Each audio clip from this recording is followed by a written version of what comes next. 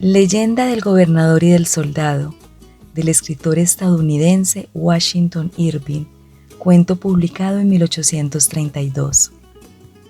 Leyenda del gobernador y del soldado. Irritado el gobernador manco por las continuas quejas y acusaciones de que la fortaleza se había convertido en un refugio de malhechores y contrabandistas, se decidió un día a limpiar sus dominios de tan peligrosa vecindad. Desalojó sin contemplación de las cuevas que rodeaban al palacio a una numerosa población de vagos y gitanos.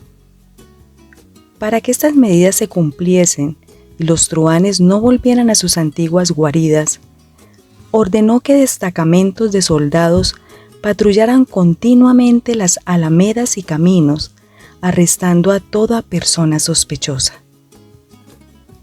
Una luminosa mañana de verano, uno de esos destacamentos, mandado por el cabo que tanto dio que hacer al escribano, se encontraba descansando a la sombra de la tapia del jardín de Generalife y cerca del camino que sube al Cerro del Sol, cuando repentinamente oyeron el trotar de un caballo juntamente con una voz que entonaba, con buen acento, una antigua canción guerrera.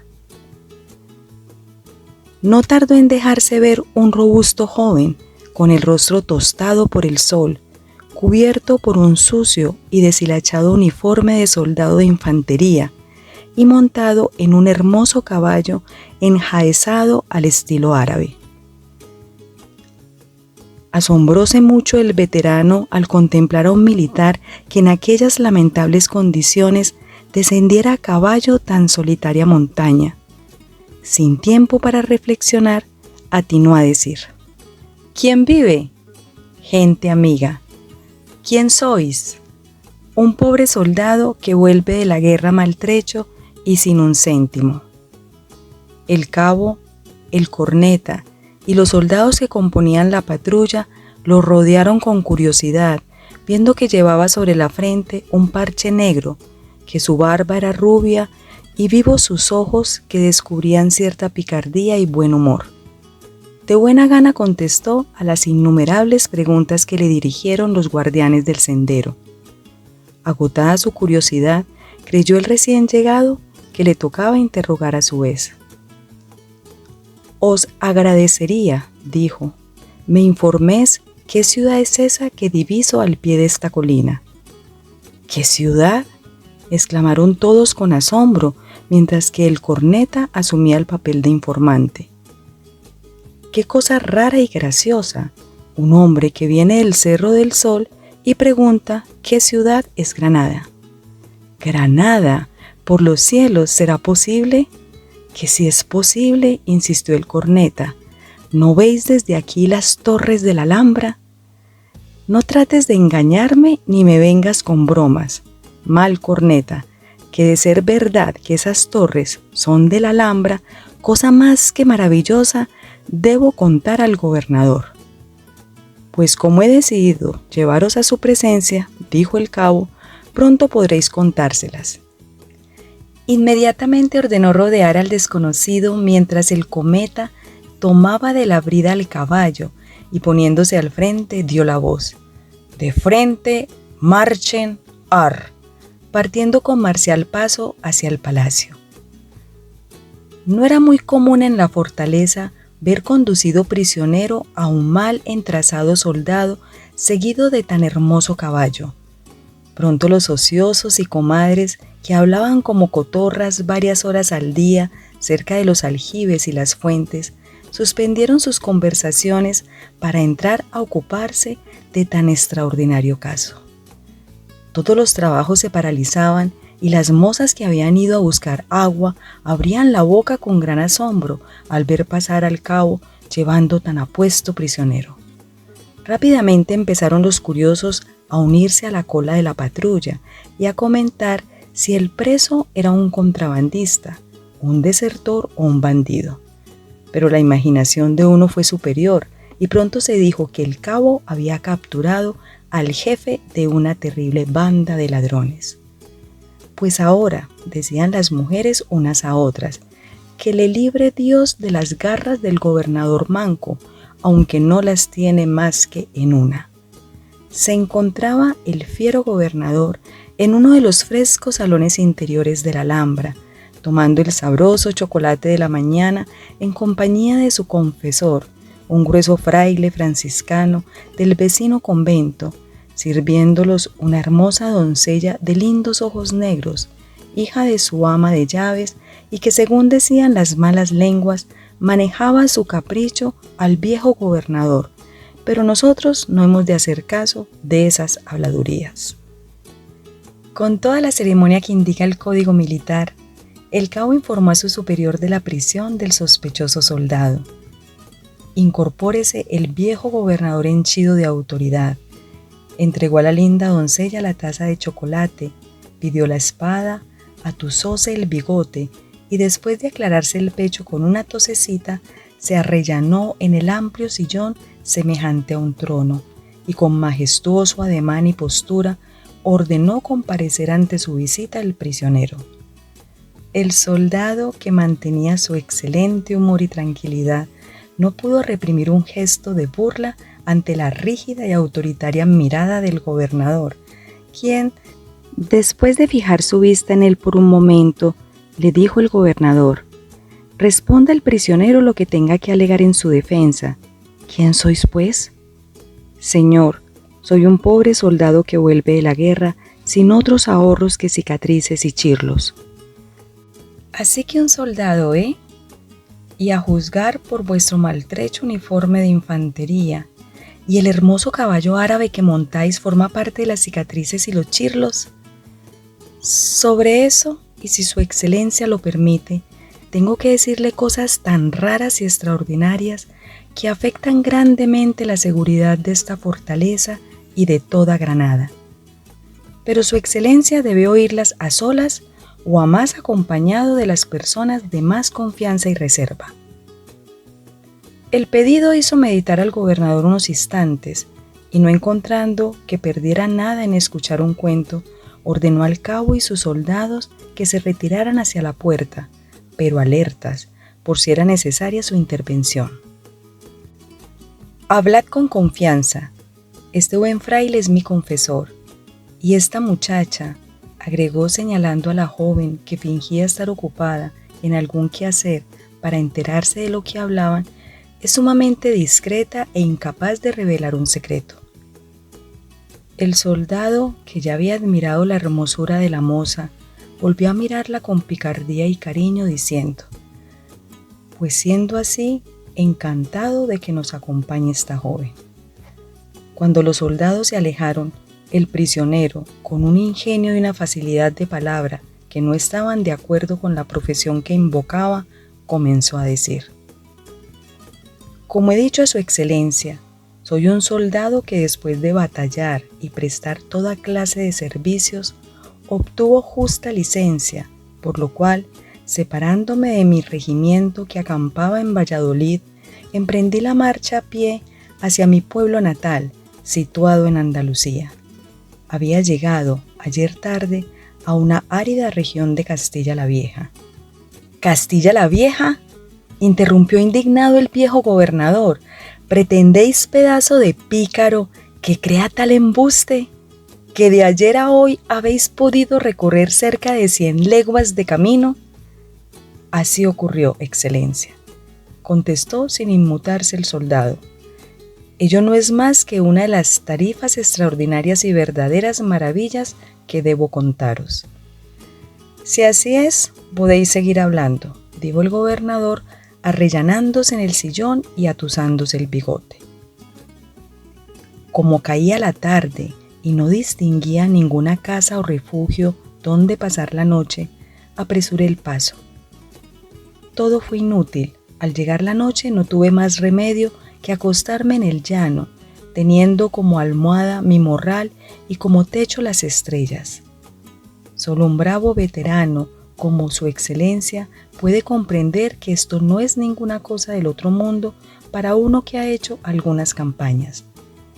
El gobernador, halagado, asintió con la cabeza mientras sacaba el pañuelo y espantaba unas moscas que zumbaban a su alrededor. Para no cansar a su señoría, concretaré mi historia.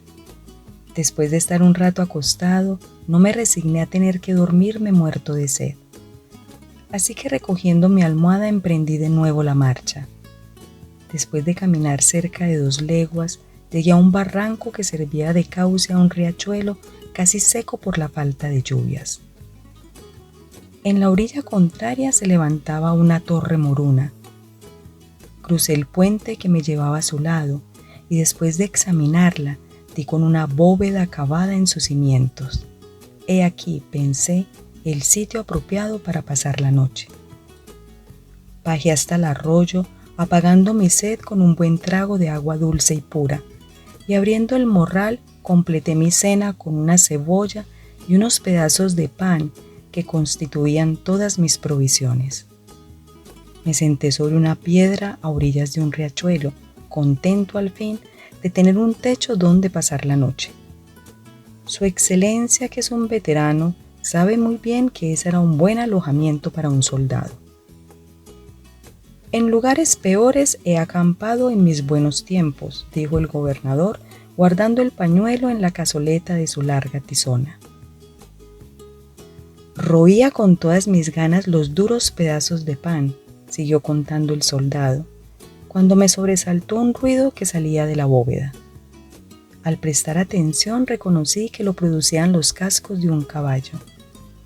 Así resultó a los pocos instantes. Por una puerta que daba al arroyo salió un hombre conduciendo de la brida a un fogoso corcel.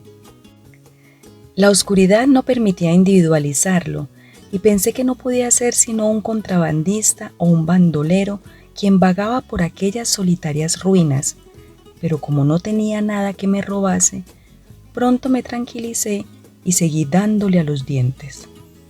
El recién llegado acercóse al arroyo para darle de beber al caballo, advirtiendo con gran sorpresa que era un moro, armado con coraza de acero y reluciente casco que brillaba a la luz de las estrellas. El caballo enjaezado a la usanza árabe llevaba grandes estribos. No bien llegó al agua, metió en ella el hocico, bebiendo tanto que creí que iba a estallar.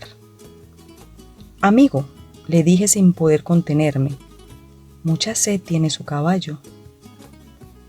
«Bien puede tenerla», me respondió el desconocido con acento árabe. «Así casi un año que no la prueba». «Dios mío, aguanta más que los camellos que he visto en África», exclamé. Pero como estaba aburrido de estar solo, no vacilé en invitarlo a que compartiera mi pobre cena. Al fin y al cabo, poco debe fijarse el soldado en la religión que profesan sus compañeros, pues como su excelencia conoce muy bien, todos los militares del mundo son amigos en tiempos de paz. El gobernador, magnánimo y demostrando saber, asintió con la cabeza. Pues como le decía, lo invité a compartir mis mendrugos. «Mucho os agradezco», contestóme, «pero debo emprender inmediatamente mi viaje y no tengo tiempo que perder». «¿Y a qué región os dirigís?», le pregunté. «A Andalucía, donde debo llegar antes del amanecer». «Allí es mi destino», dije con alegría. «Ya que no habéis aceptado la cena, permitidme al menos que monte en la grupa de vuestro caballo, que es bastante vigoroso y capaz de soportar una carga doble». «Pues no encuentro ningún inconveniente en complacerte», contestó el moro montando y agregando una vez que me acomodé en la grupa, «pero ten cuidado de aguantarte firme, pues este caballo corre casi como el viento». «No paséis temor», le respondí mientras iniciábamos la marcha. El caballo, después de andar al paso, tomó un trote largo y después un galope que se convirtió al momento en una vertiginosa carrera. Todo pasaba a nuestro lado como flechas. Apenas vi las luces de un pueblo le pregunté, «¿Qué ciudad es aquella?». «Segovia», me contestó. Pero no había terminado de decir estas palabras cuando las torres de la ciudad desaparecieron, hallándonos en las sierras de Guadarrama. Después de rodear la muralla de Madrid y de desfilar ante mis asombrados ojos montañas, valles, ríos, pueblos y castillos envueltos en el silencio de la noche, y para no aburrir a su señoría, al llegar a la falda de una montaña, detuvo repentinamente tan extraordinaria cabalgadura. «Hemos llegado al fin de nuestro viaje», dijo. Por más que miré en torno mío, no alcanzaba a localizar la región en que me encontraba. Solamente advertí delante de nosotros la entrada de una gran caverna. Mientras la contemplaba asombrado, empezaron a brotar de ella, con la rapidez y furia de un huracán, una multitud de guerreros moros, ya a pie o a caballo, y antes de que hubiera podido preguntar nada a mi camarada, picó espuelas y se unió a los aparecidos. Después de recorrer una larga y fatigosa senda que bajaba hasta un valle próximo, y gracias a la luz del día, que pronto brilló en todo su esplendor, pude ver grandes caravanas que bordeaban el camino y que contenían toda clase de escudos, yelmos, corazas, lanzas y cimitarras, grandes pilas de municiones y equipajes diversos por el suelo. Qué alegría hubiese experimentado su señoría como buen veterano al admirar aquellas espléndidas armas de guerra. En otras cavernas se alineaban numerosos jinetes, lanza en ristre, con banderas desplegadas como prontos para entrar en batalla, pero permanecían inmóviles como estatuas, mientras que en otras había soldados que descansaban en el suelo al lado de sus caballos. Para finalizar la narración de estos maravillosos sucesos y no cansar a su señoría, entramos por último en una fantástica caverna, cuyas paredes estaban cubiertas con incrustaciones de oro, plata, brillantes zafiros y otras 1000 piedras preciosas.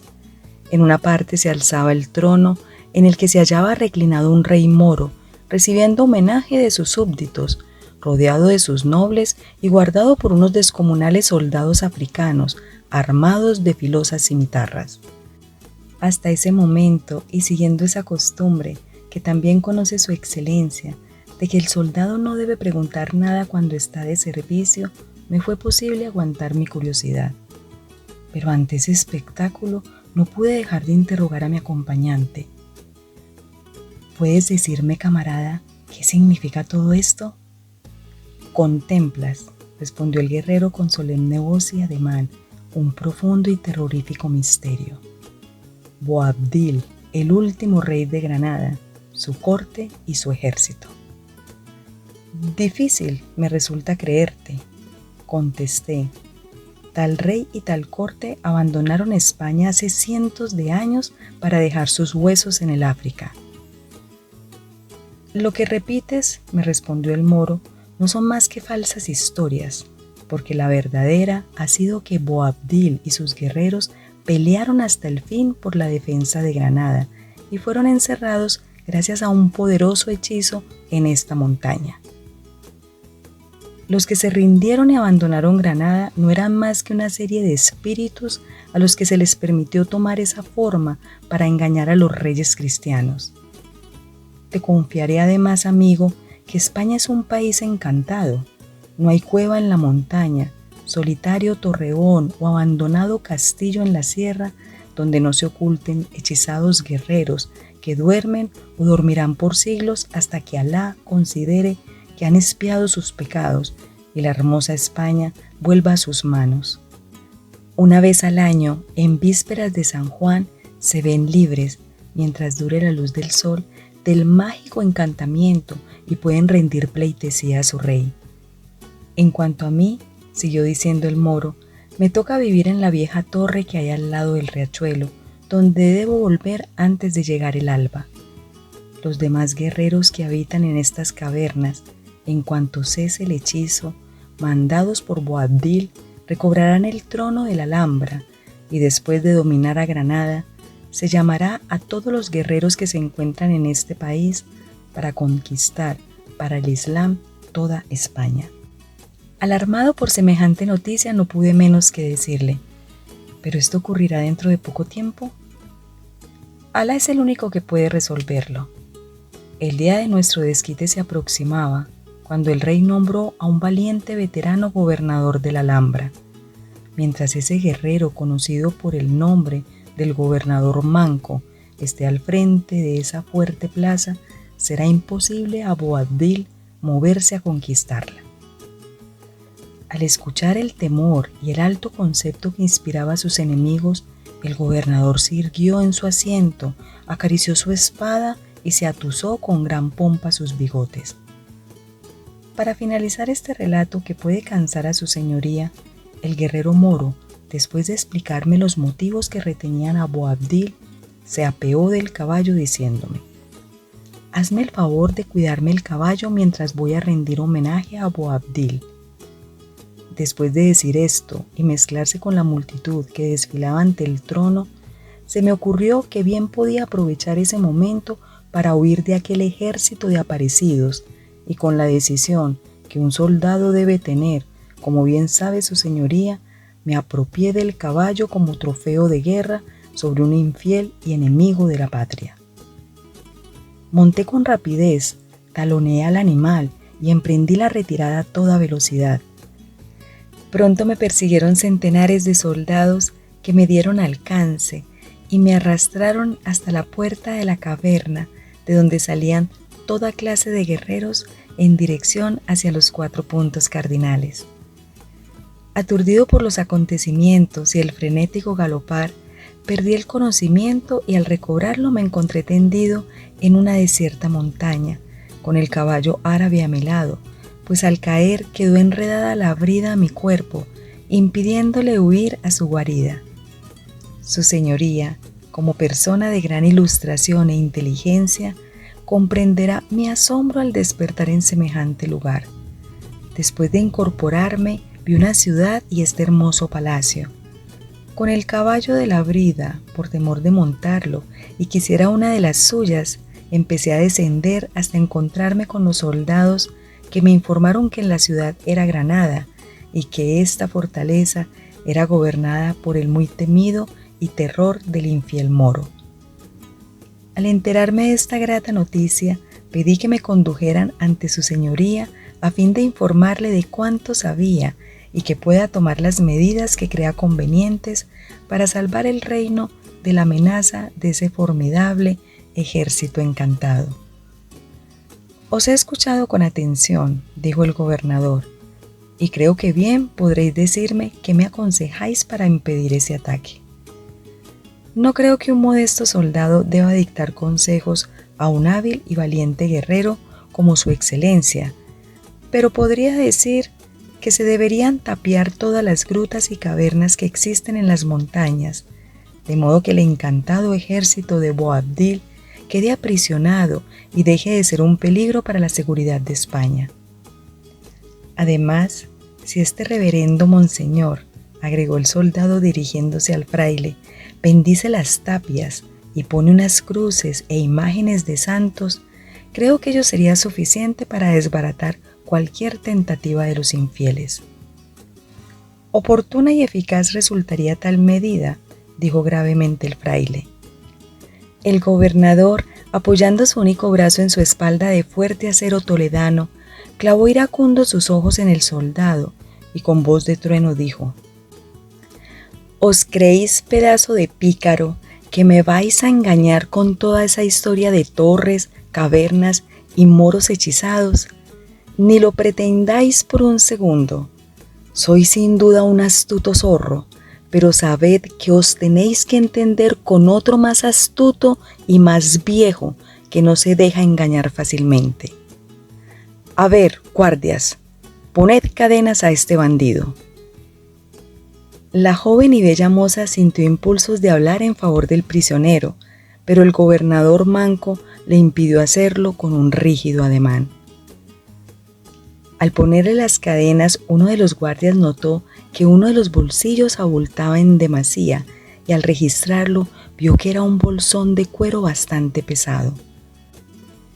Lo vació sobre la mesa y ante el general asombro salieron hermosas joyas, rosarios de perlas, cruces de brillantes e infinidad de monedas antiguas que rodaban por la mesa y el suelo.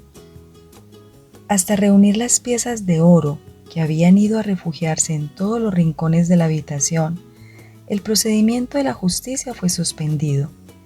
El gobernador, a quien no había conmovido el episodio y conservaba toda su gravedad y presencia, Seguía con vigilante mirada la búsqueda de las piezas, no descansando hasta que vio en el bolsón todas las monedas y alhajas esparcidas. El fraile, ante la vista de objetos tan sagrados, había sufrido un ataque de indignación, poniéndose rojo como la grana. «¡Sacrílego! ¡Infame!», exclamó. «¿Dónde habéis robado estas sagradas reliquias?». «Nada de hecho, monseñor», contestó el acusado. «Esas reliquias debieron ser robadas por el infiel moro a quien arrebaté el caballo. Iba a referir a su señoría, cuando ordenó que me cargaran cadenas, que al recobrar el conocimiento encontré atado al arzón de la silla ese bolsón de cuero que sin duda contenía el botín del infiel». «Así será», replicó el gobernador, «pero por ahora, y hasta mejor resolver, os encerraré en un buen calabozo de las Torres Bermejas, que no están bajo ningún hechizo y libres de vuestros enemigos moros». «Su señoría ordenará con acierto», dijo el prisionero con cierta ironía, «y mucho será mi reconocimiento por permanecer unos días en esta hermosa fortaleza. A un soldado que ha cumplido varias campañas, poco le interesa el lugar, con tal de tener una pasable cama y un regular rancho. Solo recuerdo a su señoría que no olvide tapiar todas las cavernas de las montañas».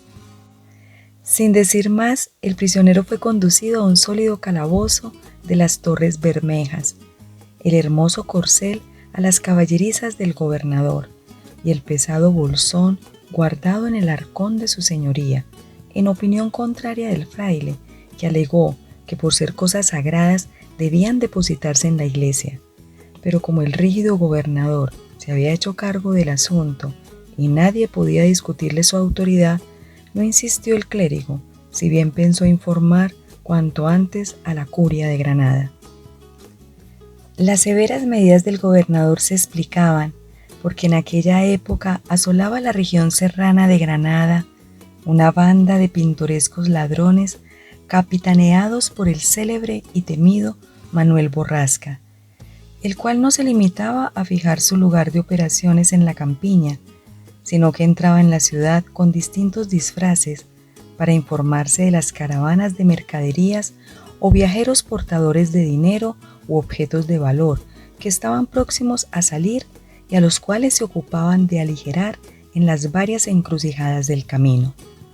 La repetición de estas hazañas y robos había llevado la justa alarma a las autoridades. Todos los comandantes de puestos militares fueron advertidos para que redoblasen la vigilancia y trataron en toda forma de apresar a los malhechores. El gobernador Manco, al apresar lo que creía un célebre bandido, lo creyó motivo suficiente para rehabilitar el mal nombre que gozaba la fortaleza. La noticia de la prisión del soldado no tardó en correr rápidamente por la fortaleza y la ciudad. Aunque nadie conocía al preso, pronto fue creída la versión de que era nada menos que el famoso bandido Manuel Borrasca, terror de las Alpujarras, y que el gobernador Manco lo había encerrado en las Torres Bermejas.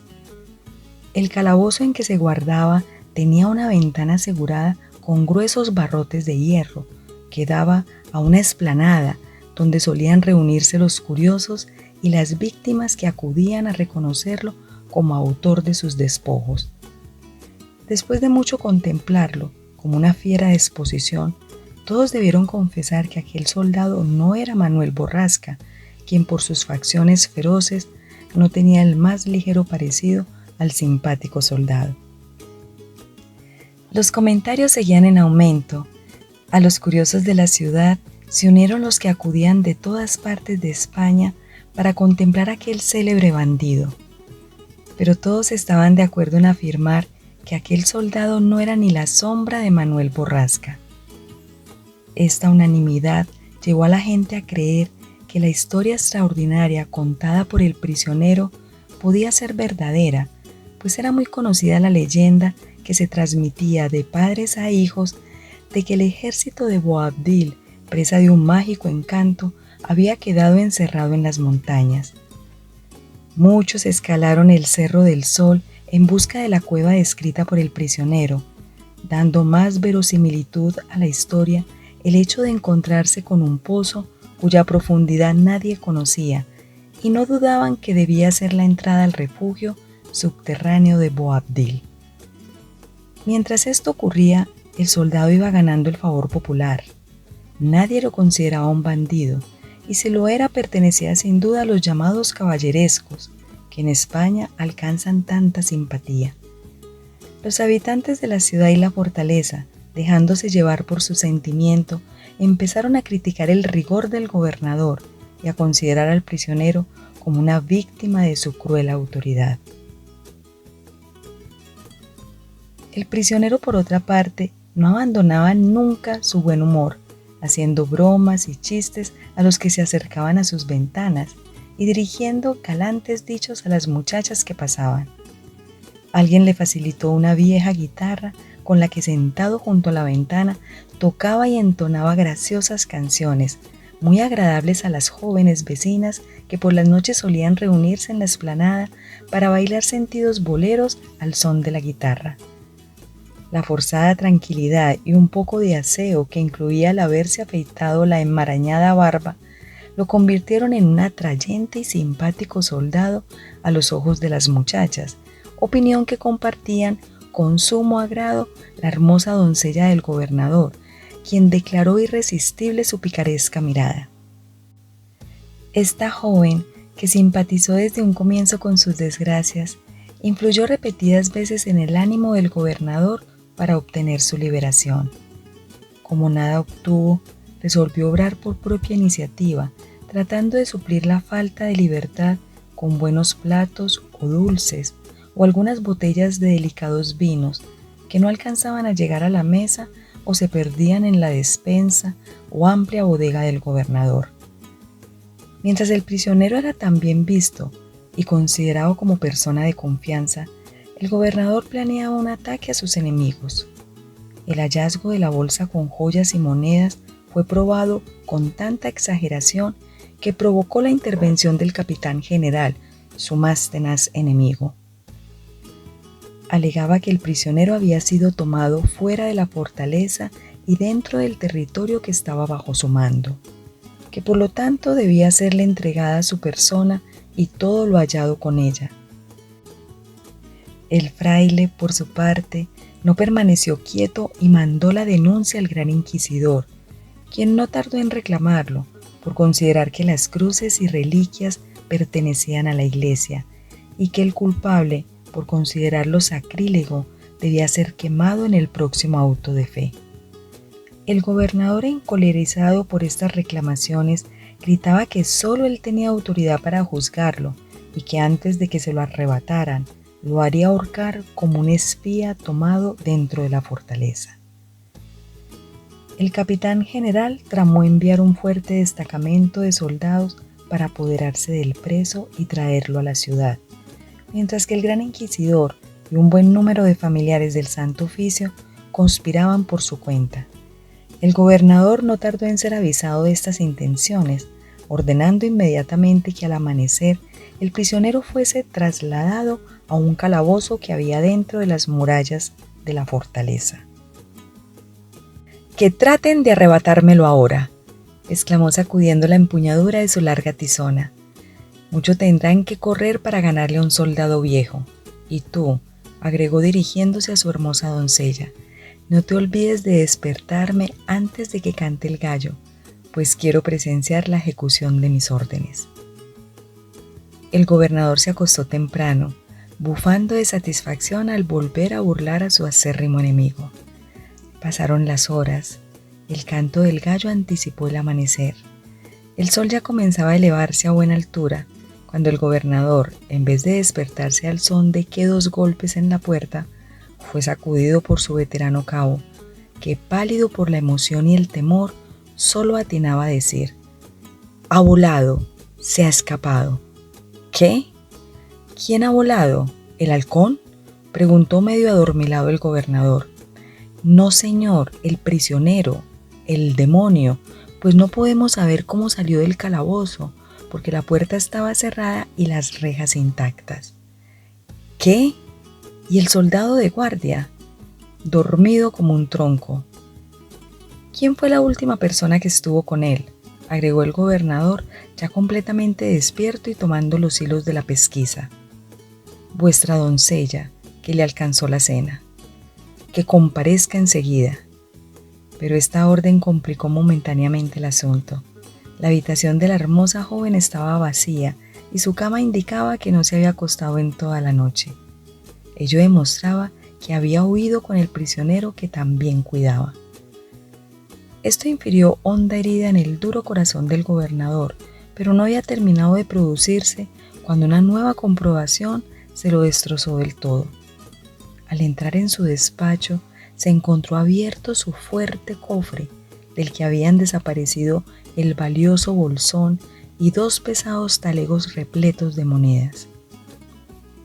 Esto lo resolvió a tomar cruel venganza, iniciando minuciosas averiguaciones sobre el camino tomado por los fugitivos.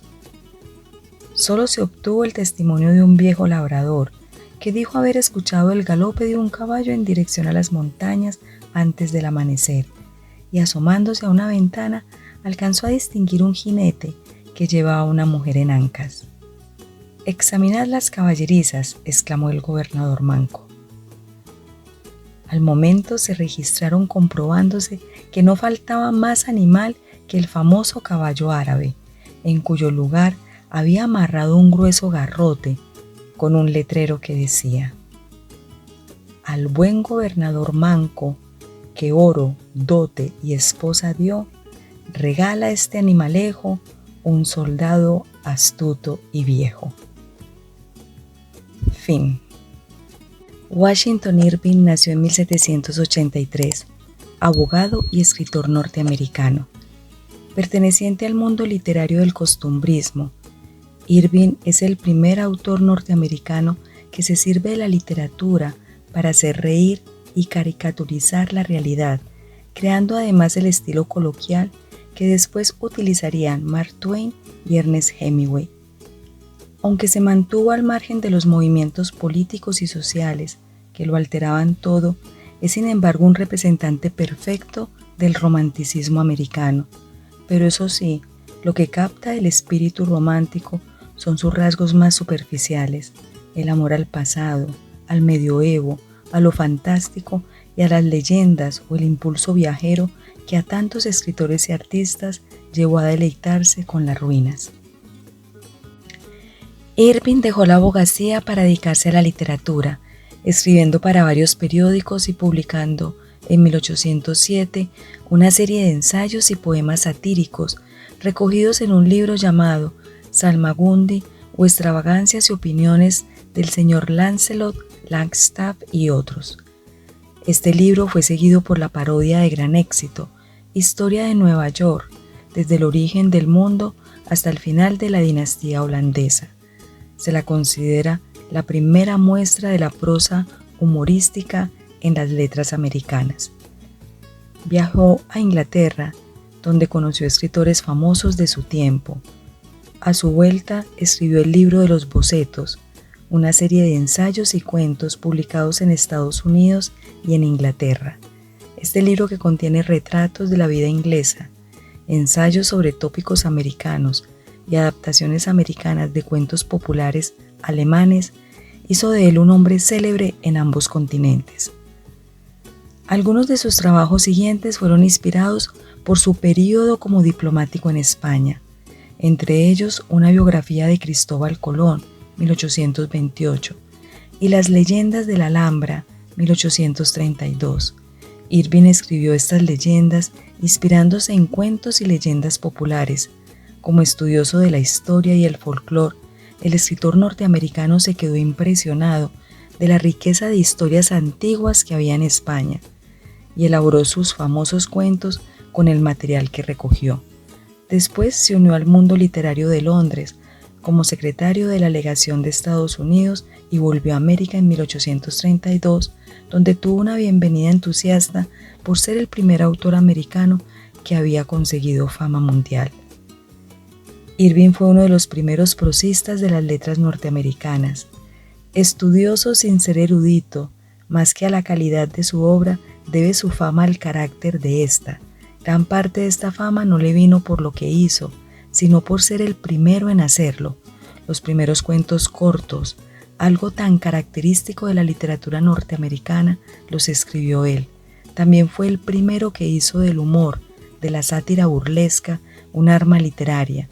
Irving se recreaba en el detalle, disfrutaba con las descripciones y siempre de una manera sencilla, sin el menor rebuscamiento. Perfecto romántico por su amor a la historia pasada, que como ciudadano de un país recién creado debe buscar en Europa, y muy atraído por lo exótico y pintoresco, encontró en España una fuente de inspiración inagotable, y aunque en sus escritos sobre España falta el rigor científico, no carecen de encanto. Washington Irving murió en 1859 en Estados Unidos. Gracias por escuchar. Narradores: Marilena Gil y Fernando Gutiérrez. Libromante es un proyecto enfocado en la difusión de obras literarias. Suscríbete y siempre recibirás nuestro contenido. Deja un like y esto nos ayuda a llegar a más personas. Muchas gracias.